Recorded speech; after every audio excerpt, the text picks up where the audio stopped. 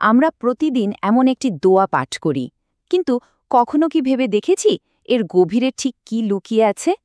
চলুন আজ আমরা সূরা আল ফাতিহার সেই গভীর অর্থটা একটু জানার চেষ্টা করি। আচ্ছা, আমাদের আজকের এই আলোচনার শুরুটা কিন্তু ঠিক এই প্রশ্নটা দিয়ে। কারণটা কি জানেন? ইসলামের শিক্ষাটাই এমন যে কোনো কাজ শুরু করার আগে ছোট্ট একটা বাক্যই কিন্তু সেই কাজের পুরো ধরনটা বদলে দিতে পারে। ইসলামিক সংস্কৃতিতে কিন্তু একটা দারুণ ব্যাপার আছে। দেখবেন যে কোনো গুরুত্বপূর্ণ কাজ শুরু করার আগে আল্লাহর নাম নেওয়া হয়।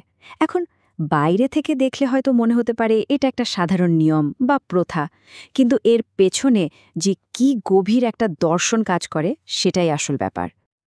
তো আল্লাহর নামে কোনো কাজ শুরু করলে এর উপকারিতাগুলো কি কি? দেখুন, এর প্রধানত তিনটে চমৎকার দিক আছে।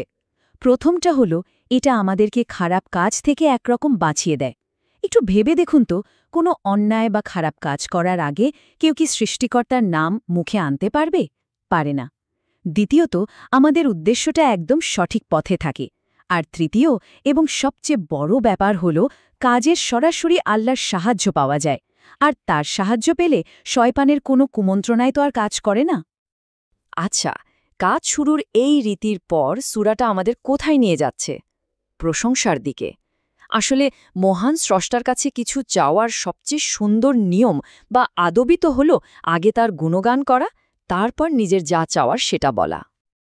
দেখুন, আমরা সাধারণত কেন কারো প্রশংসা করি? দুটো কারণে, তাই না? হয়তো তার কোনো অসাধারণ গুণের জন্য, যেমন একজন শিল্পীর কাজে প্রশংসা করি, অথবা কেউ আমাদের কোনো উপকার করলে তার প্রতি কৃতজ্ঞতা থেকে প্রশংসা করি। কিন্তু আল্লাহর প্রশংসা কিন্তু এই দুটো দিককেই ছাপিয়ে যায়। আমরা তার অসীম গুণাবলীর জন্য তো প্রশংসা করি, একই সাথে তার কাছ থেকে পাওয়া অশেষ করুণার জন্য কৃতজ্ঞতা জানাই। তাহলে মূল ব্যাপারটা কি দাঁড়ালো? একটু ভাবলেই বোঝা যায়, এই পৃথিবীর যা কিছু সুন্দর, যা কিছু মহৎ, তার সব কিছুর উৎস তো একজনই, স্বয়ং আল্লাহ। তাহলে কি সব প্রশংসা শেষ পর্যন্ত তার দিকেই ফিরে যায় না? একদম তাই। আর এই একটা চিন্তা, এই একটা ধারণাই কিন্তু সৃষ্টির উপাসনার একেবারে গোড়ায় আঘাত করে। এই দোয়ার শুরুতেই আল্লাহর তিনটি বিশেষ গুণের কথা বলা হয়েছে: রব, রহমান আর রাহিম। এই শব্দগুলো আমরা কতবার শুনি, তাই না? কিন্তু এগুলোর আসল মানে, এর গভীরতা কতটুকু, সেটা কি আমরা জানি? চলুন আজ সেটাই একটু বোঝার চেষ্টা করি। রব শব্দটা শুনলে আমাদের মাথায় হয়তো শুধু প্রভু শব্দটা আসে, কিন্তু এর অর্থ আসলে আরও অনেক বেশি ব্যাপক। এর মধ্যে মালিকানা আছে, প্রতিপালন বা দেখভালের বিষয়টা আছে, আবার সার্বভৌম ক্ষমতার ব্যাপারটাও আছে। মানে তিনি শুধু আমাদের সৃষ্টিই করেননি, তিনি আমাদের জীবনের প্রতিটা মুহূর্তের অভিভাবক, রক্ষক এবং সবকিছুর নিয়ন্ত্রক। আচ্ছা, একটা প্রশ্ন কিন্তু আসতেই পারে, রহমান আর রাহিম এ দুটো শব্দের মানেই তো দয়ালু বা করুণাময়, তাহলে পার্থক্যটা ঠিক কোথায়? দেখুন, বিষয়টা এভাবে ভাবা যেতে পারে। ধরুন, আল্লাহর দয়া একটা বিশাল মহাসাগরের মতো। রহমান শব্দটা দিয়ে সেই মহাসাগরের বিশালতা, তার অসীমতাকে বোঝানো হচ্ছে। আর রাহিম হল সেই মহাসাগরের ঢেউয়ের মতো, যা প্রতিনিয়ত সবসময় আমাদের কাছে এসে পৌঁছাচ্ছে, আমাদের স্পর্শ করছে। কিন্তু আল্লাহ কি কেবলই অসীম দয়ালু আর করুণাময়? তার পরিচয় কি এখানেই শেষ? না, ঠিক এর পরের আয়াতেই এই ধারণার সাথে একটা চমৎকার ভারসাম্য আনা হয়েছে। বলা হচ্ছে তিনি বিচার দিবসের মালিক। এটা কিন্তু একটা অসম্ভব শক্তিশালী ঘোষণা। এর মানে হল সেই শেষ বিচারের দিনের একছত্র অধিপতি হলেন তিনি, যেদিনটাতে পৃথিবীর সমস্ত মানুষকে তাদের কাজের হিসাব দেওয়ার জন্য এক জায়গায় করা হবে। খেয়াল করে দেখুন, এখানেই কিন্তু সেই দারুণ ভারসাম্যটা তৈরি হচ্ছে। একদিকে তার রহমান, রাহিম গুণ, যা আমাদের মনে তার জন্য ভালোবাসা তৈরি করে, আবার অন্যদিকে তিনি যে বিচার দিবসের মালিক, এই পরিচয়টা আমাদের মধ্যে একটা ভয়, একটা জবাবদিহিতার বোধ তৈরি করে। অর্থাৎ তিনি শুধু দয়ালুই নন, তিনি চূড়ান্ত ন্যায় বিচারকও। এতক্ষণের আলোচনার পর এবার আমরা সূরার এমন একটা জায়গায় চলে এসেছি যেটাকে বলা যেতে পারে এর কেন্দ্রবিন্দু। এখানেই মানুষ আর স্রষ্টার মধ্যেকার যে সম্পর্ক, সেটা খুব স্পষ্টভাবে ঘোষণা করা হচ্ছে। প্রথম ঘোষণাটা কি? আমরা কেবল তোমারই ইবাদত করি। এটা কিন্তু শুধু মুখে বলার মতো কোনো কথা নয়, এটা একটা গভীর প্রতিজ্ঞা।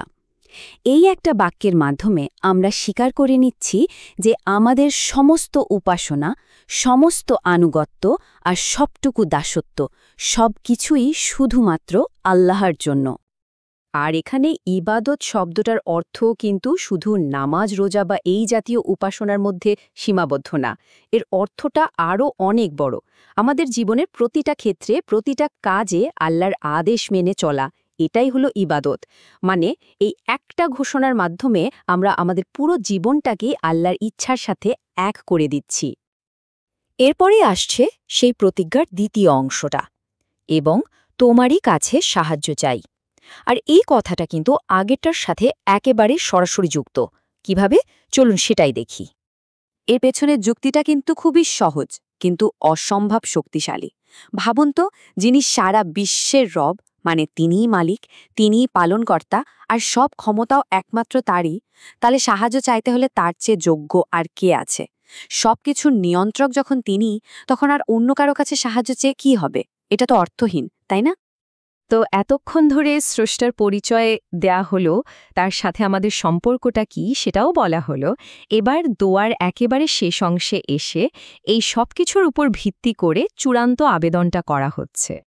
পুরো সূরাটা যেন স্রষ্টার সাথে একটা গভীর সংলাপ, আর এই সংলাপের শেষে এসে একটা মাত্র প্রার্থনা করা হচ্ছে।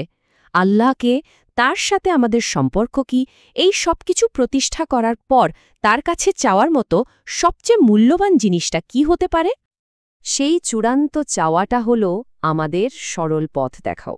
এটা কিন্তু শুধু কোনো আধ্যাত্মিক পথে প্রার্থনা না, এটা আসলে জীবনের প্রতিটা পদক্ষেপে, প্রতিটা সিদ্ধান্তে একটা সঠিক, সফল আর পরিষ্কার পথের জন্য আকুল আবেদন। কিন্তু এই সরল পথ বা সঠিক পথ জিনিসটা আসলে কি? দেখুন, এখানে কিন্তু কোনো জটিল সংজ্ঞায় যাওয়া হয়নি, বরং খুব সহজভাবে উদাহরণ দিয়ে পথটাকে চিনিয়ে দেওয়া হয়েছে। বলা হয়েছে এটা হলো সেই সব মানুষের পথ যারা আল্লাহর তরফ থেকে সত্যিকারের অনুগ্রহ পেয়েছে। এটা তাদের পথ নয় যারা পথ হারিয়ে ফেলেছে বা আল্লাহর ক্রোধের শিকার হয়েছে।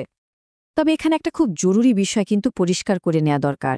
এই যে অনুগ্রহর কথা বলা হলো, এর মানে কিন্তু সবসময় দুনিয়া ধনসম্পদ বা ক্ষমতা নয়, কারণ ওগুলো তো ফেরাউন বা নমরুদের মতো অন্যায়কারীদেরও ছিল। এখানে আসলে সেই সত্যিকারের স্থায়ী অনুগ্রহের কথা বলা হচ্ছে, যা সঠিক পথে চলার মাধ্যমে পাওয়া যায়, যা আল্লাহর সন্তুষ্টির ফল, আর সেই সাফল্য ক্ষণস্থায়ী হয় না। তো পুরো আলোচনার শেষে একটা প্রশ্ন কিন্তু থেকেই যায়, তাই না?